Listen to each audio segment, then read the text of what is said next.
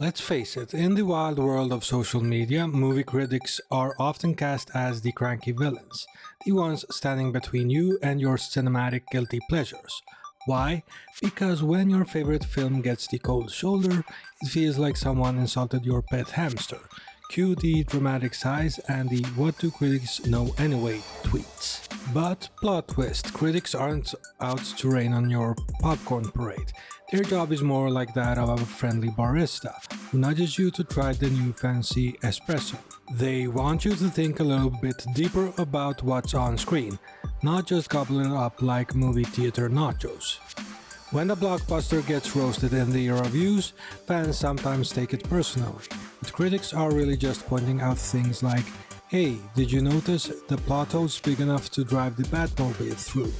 Or did that dramatic monologue fail to convey the intended passion and emotional impact? They're not just trying to ruin your fun, just spice up your movie diet. Now, thanks to social media, everyone's a movie critic. Your cousin, your neighbor, even your cat if it could type. And while loving what you love is perfectly cool, there's a difference between saying I enjoyed it and this film is a masterpiece of cinematography, rivaled only by my phone's vertical videos. This divide explains why some folks think the Oscars are just a fancy dinner party for people who use words like mise en scène. But honestly, would you let a random friend style your hair for your wedding? Probably not, unless you're feeling brave or really love hats. The pros who vote for the Oscars have spent more time studying movies than you've spent wondering what exactly happened in Inception. While the Academy sometimes snubs epic comic book movies or accidentally forgets that animated films exist, they do know their stuff. They're like the secret society of people who can tell the difference between a boom mic cameo and a subtle performance. Watching movies is easy. All you need is a couch and snacks. Making movies? That's harder than assembling IKEA furniture with no instructions. Directors and writers aren't just spectators. They're the mad scientists cooking up the next cinematic feast. Everyone can have opinions, sure, but a truly informed opinion comes from knowing your way around the script, not just thinking explosions are cool. The internet is flooded with worst movie ever takes, usually from people who think character development is just a fancy way of saying add more car chases. So next time you hate a film, maybe say not my cup of tea, but the explosions were nice, instead of launching a keyboard tirade. Yes, studios love money, so they crank out endless sequels and spin-offs. But when they bring in an auteur like Christopher Nolan, who single-handedly made Batman cool again, things get interesting.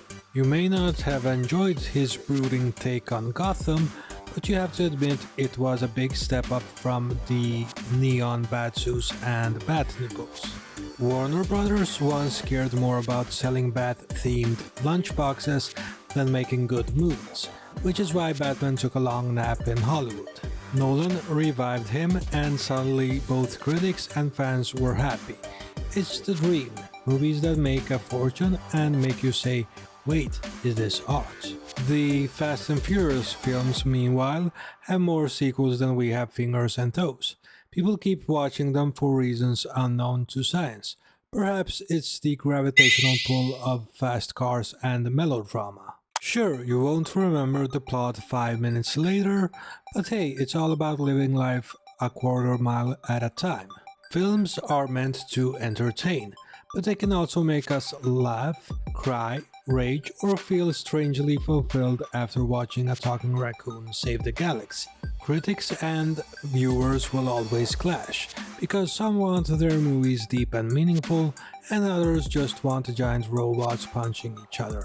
While critics often approach movies with a deeper level of analysis, considering symbolism, technique, and broader cinematic trends, it's important to remember that everyone has their own personal preferences.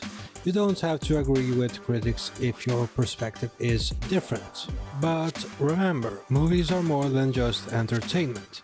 They can spark reflection, challenge beliefs, and provide a lens into the diversity of human experience. Everyone got their own take on movies. Some people think they're cinematic masterpieces, others wonder if the popcorn was the highlight. But fear not, this video isn't about declaring someone's taste a crime against cinema. Instead, we're celebrating that movie critics and regular fans exist in totally separate universes, both with valid passports. Sadly, online debates often treat movies as either dumpster fires or holy relics, leaving no room for shades of grey, or for admitting that even their beloved films sometimes trip over their own plot twists. Most people react to Oscar-winning films with dramatic sighs and eye rolls, since the Academy loves picking movies that are less popcorn-worthy and more bring-your-own-philosophy degree.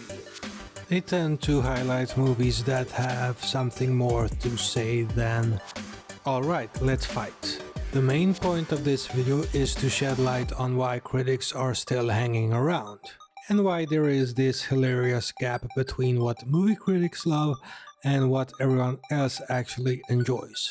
It's totally fine if you watch movies just to see things explode, or for an excuse to eat an entire tub of popcorn. And it's equally cool to debate whether a film's deeper meaning is about life and love. You don't have to worship every Oscar darling. Disliking a popular film doesn't turn you into a movie villain. It just means you have a certain taste. After all, your taste in movies is shaped by your own experiences and preferences, making it completely personal. And that's perfectly valid.